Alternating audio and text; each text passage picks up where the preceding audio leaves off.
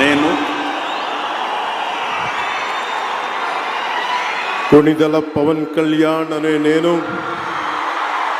శాసనం ద్వారా నిర్మితమైన భారత రాజ్యాంగం పట్ల నిజమైన విశ్వాసం, విధేయత చూపుతానని,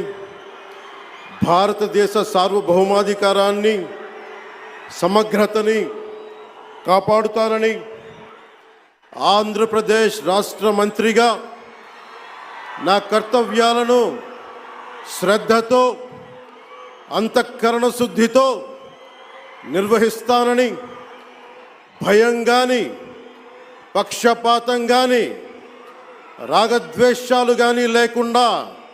రాజ్యాంగాన్ని, శాసనాలని అనుసరించి ప్రజలందరికీ న్యాయం చేకూరుస్తానని దైవ సాక్షిగా ప్రమాణం